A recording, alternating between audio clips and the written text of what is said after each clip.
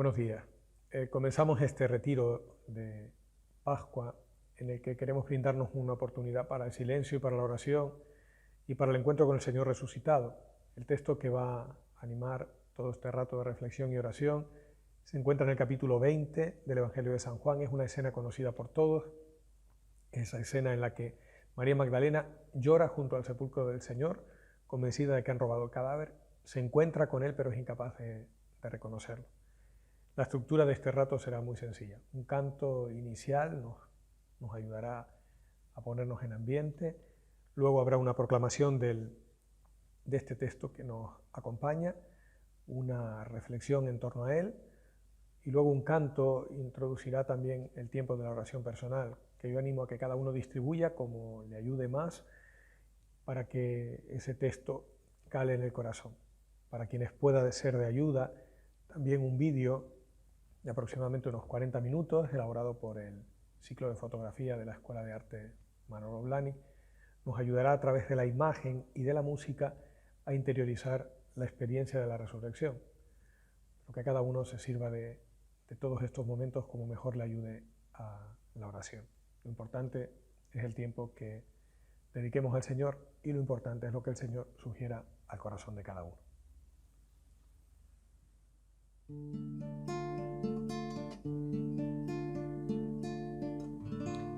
Nos dijeron de noche que estabas muerto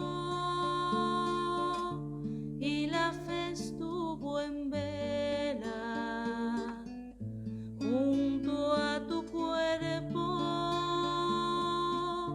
la noche entera la pasamos queriendo mover la piedra. Con la vuelta del sol volverá a ver la tierra la gloria del Señor.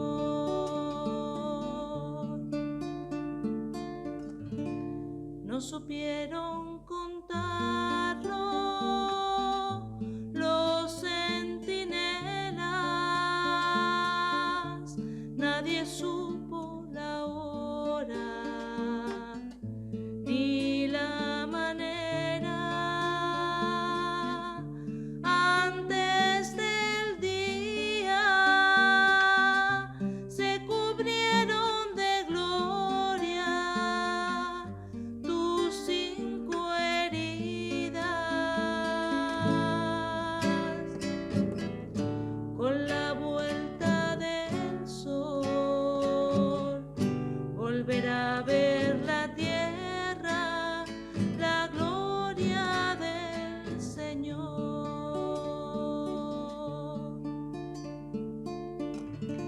Si los 5 sentidos buscan el sueño, que la fe tenga el suyo, vivo y despierto, la fe velando para verte de noche resucitando.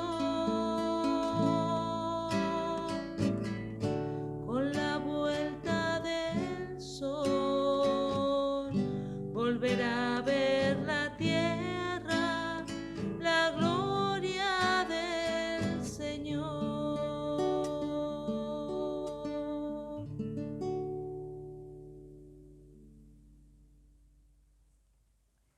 Lectura del Santo Evangelio según San Juan. En aquel tiempo, fuera, junto al sepulcro, estaba María llorando. Mientras lloraba, se asomó al sepulcro y vio 2 ángeles vestidos de blanco, sentados uno a la cabecera y otro a los pies donde había estado el cuerpo de Jesús. Ellos le preguntan: «Mujer, ¿por qué lloras?». Ella le contesta: «Porque se han llevado a mi Señor y no sé dónde lo han puesto». Dicho esto, da media vuelta y ve a Jesús, de pie, pero no sabía que era Jesús. Jesús le dice: Mujer, ¿por qué lloras? ¿A quién buscas? Ella, tomándolo por el hortelano, le contesta: Señor, si tú te lo has llevado, dime dónde lo has puesto y yo lo recogeré. Jesús le dice: María. Ella se vuelve y le dice: Raboni, que significa maestro. Jesús le dice: Suéltame, que todavía no he subido al Padre. Anda, ve a mis hermanos y diles: Subo al Padre mío y Padre vuestro, al Dios mío y Dios vuestro. María Magdalena fue y anunció a los discípulos: He visto al Señor y ha dicho esto. Hemos escuchado el texto de San Juan que va a guiar este rato de oración. Para entenderlo correctamente conviene mirar un poco el contexto, los versículos anteriores a este relato. Nos cuenta el evangelista que María Magdalena va al sepulcro cuando todavía es de noche, ve el sepulcro vacío y ante la sorpresa de encontrar que la piedra ha sido rodada y que en el sepulcro no hay nadie, corre a buscar a Pedro y al discípulo amado. Pedro y el discípulo amado vuelven al sepulcro. El discípulo amado llega antes y espera. Cuando entra Pedro ve que en la tumba solo está por una parte los lienzos con los que han envuelto a Jesús y por el otro el sudario. Y nos dice el texto del Evangelio que el otro discípulo entra, entonces ve y cree porque hasta ese momento, dice, no habían entendido lo que significaban las Escrituras. Por decirlo así, tanto Pedro como el discípulo amado se hacen ya testigos de la buena noticia de la resurrección. Sin embargo, María Magdalena no. Se podría decir que María Magdalena sigue todavía en la noche, o que necesita atravesar la noche, noche que nos dice el evangelista que era el entorno en el que ella fue al sepulcro. De la mano de María Magdalena, a mí me gustaría invitarlos en este rato de oración, en primer lugar, a hacer ese paso, a atravesar la noche. Para María es noche por fuera, todavía no ha amanecido, pero también es noche por dentro. Los versículos anteriores nos decían que Juan entra, ve y cree, pero María no, sigue en su sombra. Y creo que en la piel de María también nosotros somos invitados a entrar en nuestra noche, llorando, si fuese necesario, para desahogar todo el dolor. No se ve la resurrección negando la muerte. No es una palabra fácil que intente edulcorar el sufrimiento, sino atravesando. Y a veces atravesando como único uno puede atravesarla, que es en llanto. Porque solo se resucita cuando uno se da cuenta de que algo en sí mismo está muerto. Ante nuestras noches conviene, no obstante, estar atentos, porque podemos caer en dos trampas que nos presenta la noche. En primer lugar, en la trampa de la huida, porque la noche nos da miedo y porque las sombras que a veces visitan nuestra vida o en las que vivimos nos dan miedo. Es necesario no tener miedo y mirar de frente la noche, porque la muerte, como el fracaso, hay que vivirlo hasta que nos demos cuenta de que tampoco tiene tanta importancia, de que ni la noche ni la muerte, que a veces están en nosotros, o el fracaso en cualquier faceta de nuestra vida, tienen el poder para destruirnos por dentro. Pero sí es cierto que ante la noche no debemos huir y no debemos dejarnos atenazar por el miedo. También es cierto que la noche puede jugarnos otra mala pasada y hacernos caer en otra trampa, y es la de enamorarnos de nuestras sombras. Parece extraño, pero a veces pasa. Los seres humanos podemos llegar a enamorarnos e instalarnos en nuestras propias oscuridades y en nuestras sombras. Porque vivir como víctimas y sentirnos víctimas es adictivo. Hay quien sin sus sombras no sabe vivir, porque las sombras le ofrecen un triste consuelo para saber quiénes son. Víctimas, que es lo que se perciben a sí mismos. Y ahí está el peligro de la oscuridad, que puede hacernos creer que la luz no existe. Por eso yo los invitaría en este primer momento de visitar y atravesar nuestras sombras, pero no quedarnos en ellas. Estas sombras pueden tener diferentes nombres y cada uno sabrá cuáles son las sombras que envuelven su vida.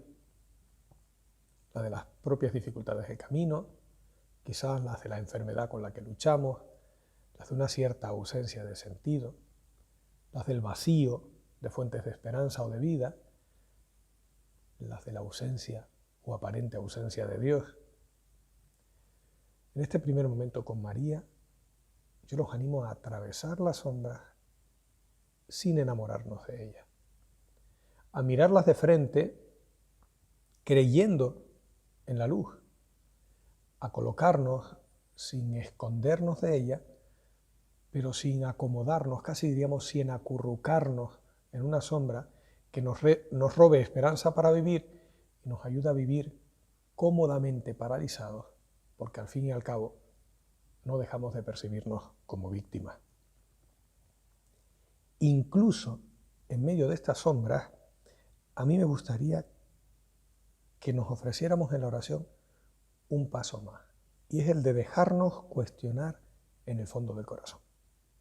Hay en dos ocasiones del texto, el evangelista nos recuerda que a María se le hace prácticamente la misma pregunta. Mujer, ¿por qué lloras? ¿A quién buscas? Es la pregunta que le dirigen los personajes que están en la tumba y que luego le dirigirá a Jesús, aunque ella no sabe que es Jesús, porque lo confunde con el hortelano, con el jardinero, con el que estaba allí en el huerto, ¿no? La vida a veces nos lanza esas preguntas. Casi diríamos que la vida se convierte en ángel o en hortelano, que nos dirige, ¿por qué lloras?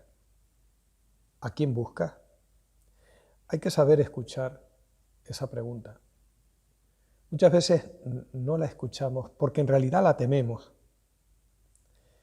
En los otros relatos evangélicos se dice que cuando aparecen los ángeles hay un terremoto, hay una especie de movimiento sísmico, ¿no? Aquí no lo menciona Juan, pero la comparación es súper bonita, ¿no? ¿Quién está dispuesto a que baje un ángel del cielo a hacerle una pregunta decisiva sobre su vida si nadie quiere tener un terremoto en lo que vive, en lo que siente, en lo que hace? ¿Qué buscas? Le dicen a María. ¿Qué buscan? Le dirigió Jesús a Santiago y Juan en el primer momento de la llamada. Ellos no supieron qué responder y respondieron, Señor, ¿dónde vives?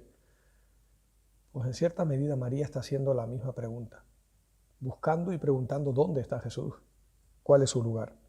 ¿Qué conversación es esa que traen por el camino? Es el interrogante que le dirige el Señor a los discípulos de Emaús. Muchas veces nuestra verdadera identidad se revela en las preguntas incómodas que nos hacemos a nosotros mismos o que la vida nos hace, y a través de ella Dios en el espacio de nuestras propias sombras. Casi diríamos que nuestra verdadera identidad se alumbra en los momentos más oscuros. María, incluso en medio de su noche, es capaz de definirse con dos palabras hermosísimas. La primera es, ¿se han llevado a mi Señor?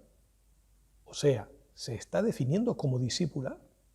Él es mi Señor y no sé dónde lo han puesto. Está revelando su sed. Diríamos que María se define como una seguidora de Jesús que tiene sed de Dios. Y eso lo hace en su propia sombra. Y hablándole a los ángeles o a aquellos personajes y luego al hortelano sin saber que se dirige realmente a Jesús. No siempre los periodos de euforia son los que nos definen mejor, porque quien vive en la verdad sabe quién es, pero quien es de la mentira termina por no saber exactamente quién es. De hecho, para llegar a ser quien verdaderamente somos, debemos perder la imagen de quienes equivocadamente creemos ser.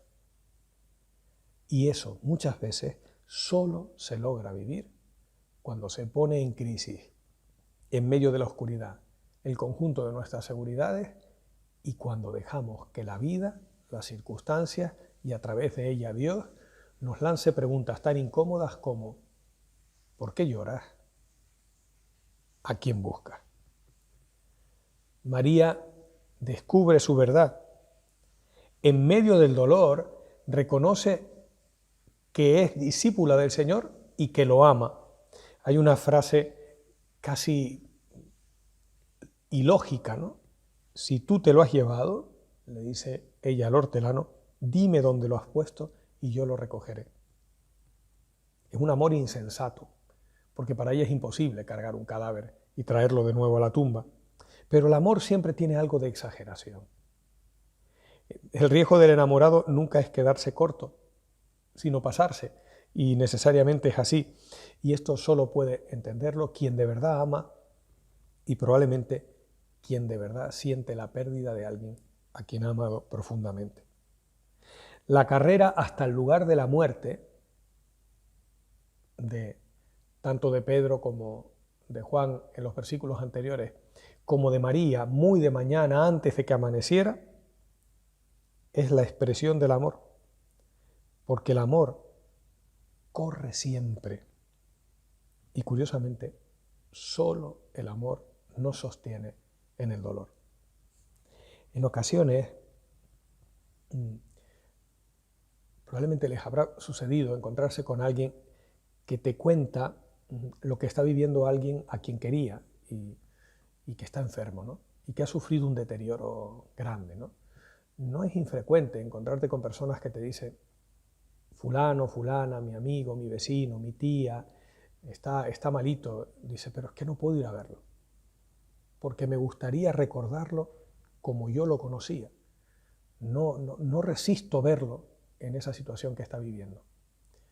Y es entendible, ¿no? Pero muchas veces cuando escucho esto, me hago la siguiente pregunta. ¿Le hemos escuchado eso decir alguna vez a una madre? Prefiero recordar a mi hijo como era y por eso ahora no lo voy a ver y por eso ahora me puedo ahorrar el impacto de verlo deteriorarse. Yo creo que eso no se lo hemos escuchado a una madre de un hijo. Probablemente no se lo hemos escuchado a un enamorado de su pareja, a un matrimonio que ha convivido durante mucho tiempo feliz y ahora ve que se deteriora aquella persona a la que quieres. Y sin embargo, probablemente tiene muchos deseos en el interior de no verlo en su debilidad máxima, pero no puede hacer otra cosa que estar allí, porque el amor siempre te hace correr, el amor siempre te hace acudir, y el amor, y esto es lo importante, nos sostiene en el dolor. Solo quien ama lo suficiente es capaz de permanecer en el dolor más intenso.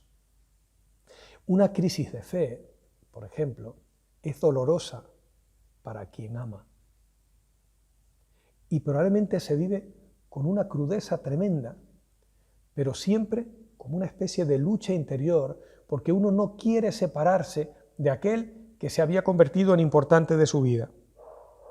Para quien no ama, la primera crisis de fe es razón suficiente para un abandono.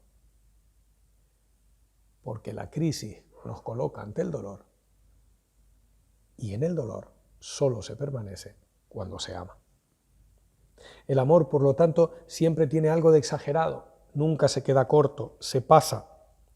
María se deja interrogar por la vida, por aquellos personajes y por el hortelano. Es hallada discípula y movida por el amor. Y ese amor le hace permanecer en la tumba ante el aparente desánimo máximo y la rotura interior de que se han llevado al que es su Señor, casi diríamos que de modo análogo al que sostuvo en el dolor a la Virgen María al pie de la cruz. Hay por lo tanto un segundo momento en esta escena, que es el de dejarnos interrogar en la hondura de lo que somos. ¿Qué preguntas te lanza la vida a ti cuando estás atravesando la noche? ¿Y qué respuestas puedes darle? O mejor, ¿qué respuestas se pueden intuir o adivinar de lo que haces, de lo que vives, de cómo te comportas? La noche no es la última palabra y por lo tanto las propias circunstancias y Dios nos hacen salir de esa noche para no enamorarnos de nuestras sombras. Por eso creo que el tercer paso, y es tremendamente esperanzador, es dejarse llamar. Porque no somos nosotros los que nos sacamos de la noche. A Pedro lo saca el canto de un gallo. De la noche de su inconsciencia, de creer que él era capaz de resistir el sufrimiento de su maestro, el destino aparentemente loco de un Mesías y el riesgo de él poder perder la vida por ser implicado con el Galileo. El partir el pan saca a los discípulos de Emaús de su noche, de la noche del desánimo, de la noche de la decepción, de esa conversación dura en la que uno al otro se alimentaban en la tristeza, hasta que se empieza a abrir una grieta en sus vidas con la presencia de un caminante al que tampoco conocen, como María no reconoce al hortelano, pero le lanza de nuevo preguntas. ¿Qué conversación es esa que traen por el camino? Bueno, pues a María Magdalena, de su noche la saca una palabra que pronuncia su nombre, María. La llama y le encomienda una misión. Ve y diles a mis hermanos. Se podría decir que la misión nos resucita. Vemos en la medida que vamos. A veces esperamos a ver claro para ir. Eso casi nunca funciona y casi nunca es suficiente. No lo olvidemos. Vemos en la medida en que vamos. Se nos aclara la mirada cuando nos ponemos en misión. La resistencia a dejarse enviar muchas veces esconde una resistencia anterior y es la resistencia a salir de nuestra noche. Por eso a veces nos enamoramos de ella, porque nos sirve de coartada o de excusa para nuestras parálisis, para no ponernos en camino, para no escuchar una llamada que nos descoloca, para no arriesgar la vida, para no entregarla hasta las últimas consecuencias, para no convertirnos en testigos. A todos nos encanta la alegría de la resurrección, pero nos compromete la urgencia de la misión. Y ante ese riesgo, muchas veces la noche, incluso dolorosa, se convierte en más cómoda. Y por eso nos enamoramos de ella y no nos dejamos sacar de ella.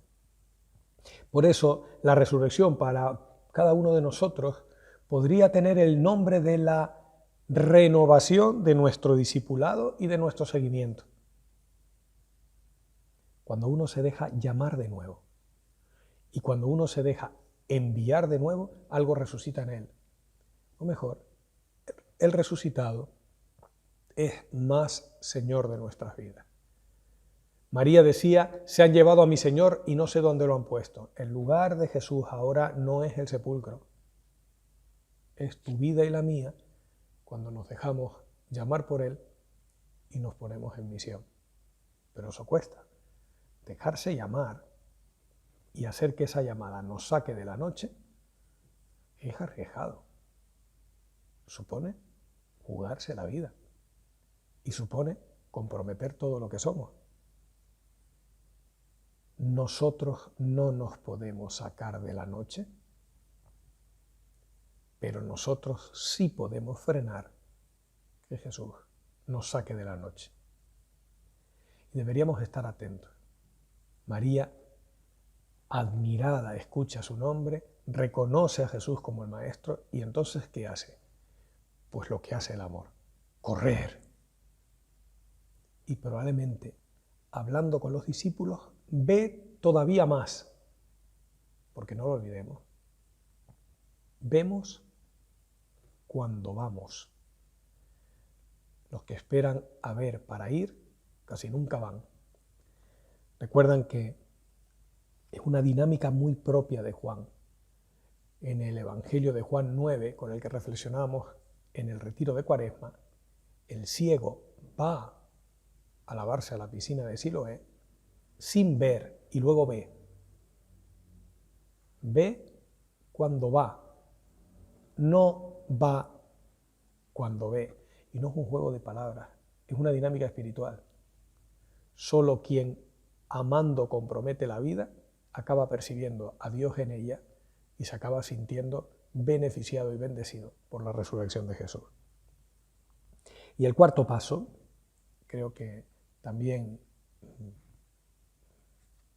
bonito y quizás muy bueno que lo pasemos por el corazón, es que a María se la invita a desprenderse. No me retengas, le dice Jesús. Ella se tira a los pies a agarrarlo y Jesús le dice, no me retengas. No me retengas, le dice Jesús a la Magdalena. Cuando los discípulos de Emaús lo ven, desaparece de su vista. Casi diríamos que Jesús no se deja retener, no se deja convertir en un ídolo. La resurrección no ahorra ni la búsqueda ni la peregrinación, por mucho que nos pese, porque a todos nos encantaría acurrucarnos en una cierta seguridad, sobre todo cuando está bañada de luz y de alegría. La experiencia de Dios lleva en sí mismo la dinámica del Padre Nuestro. Danos el pan de cada día, pero solo el de hoy.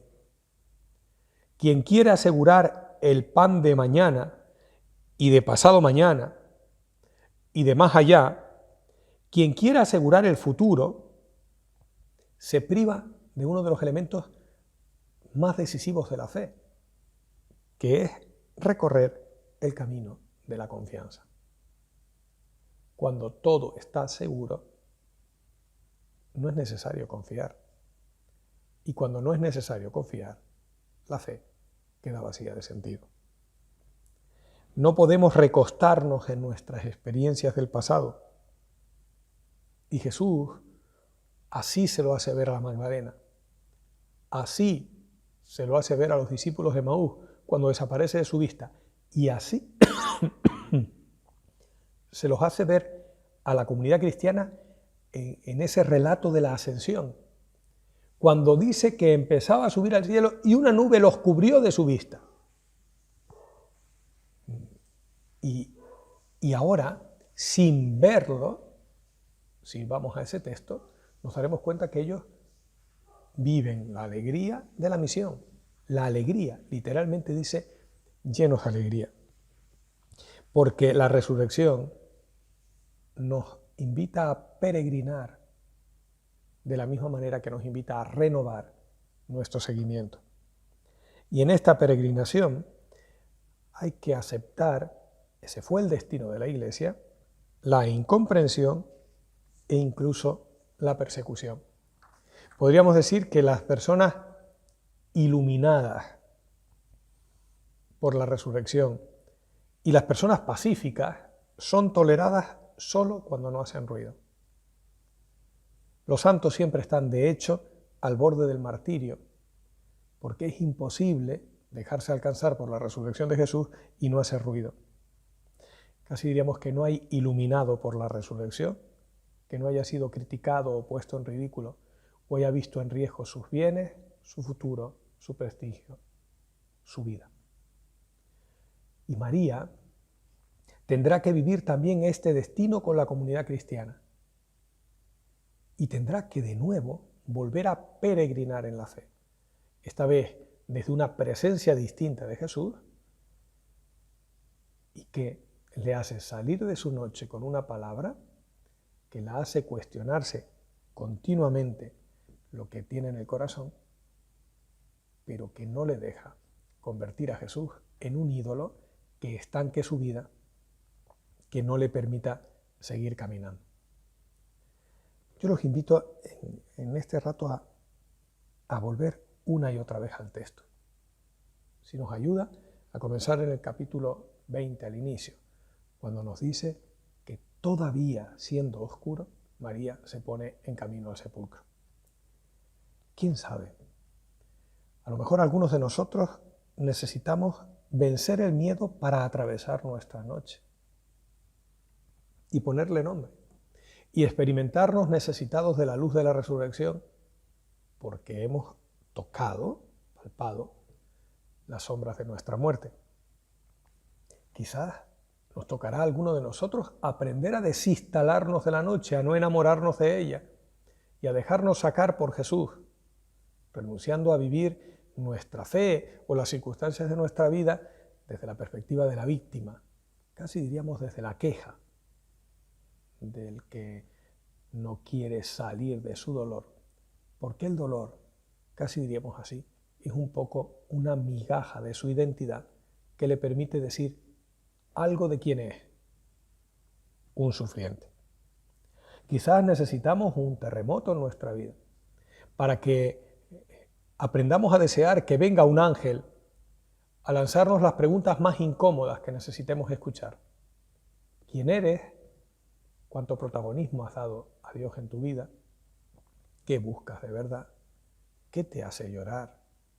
¿A qué comprometes tu vida? Eso muchas veces no llegará sino a través de un terremoto y se necesita coraje para aceptarlo.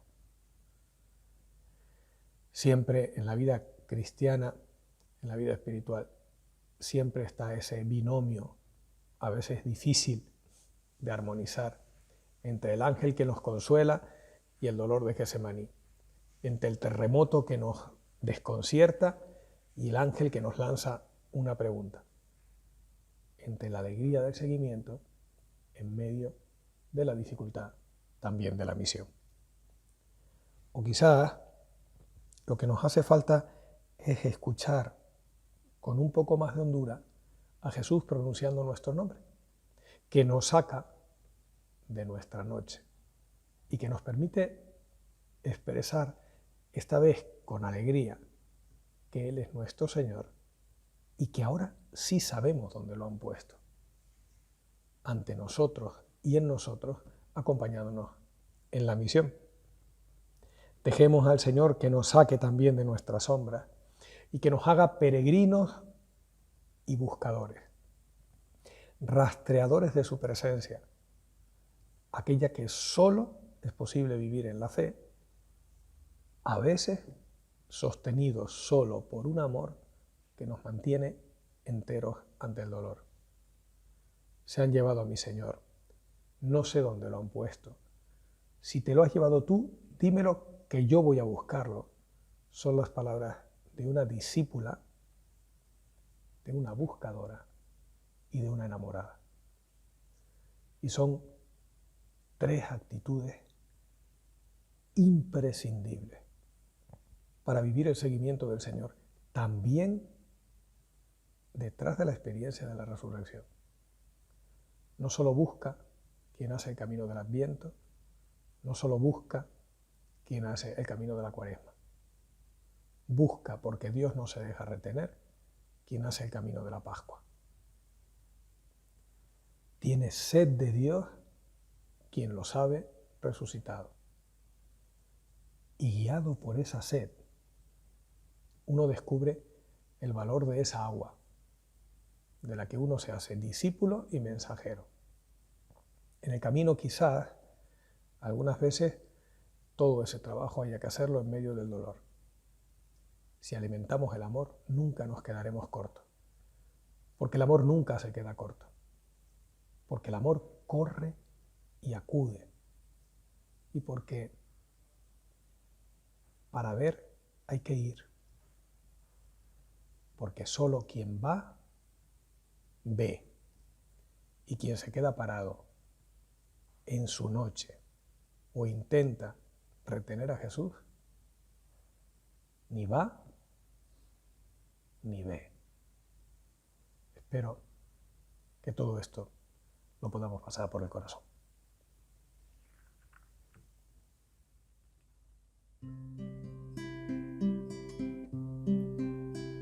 ¿Por qué estás triste si yo estoy vivo? ¿Por qué llorar si yo resucité? Alegra a mis hermanos, apacienta mis ovejas, que yo siempre contigo estaré. ¿Por qué estás triste si yo estoy vivo?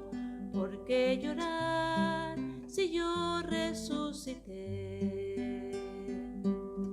Alegra a mis hermanos, apacienta mis ovejas, que yo siempre contigo estaré. Alegra a mis hermanos, apacienta mis ovejas, que yo siempre contigo estaré.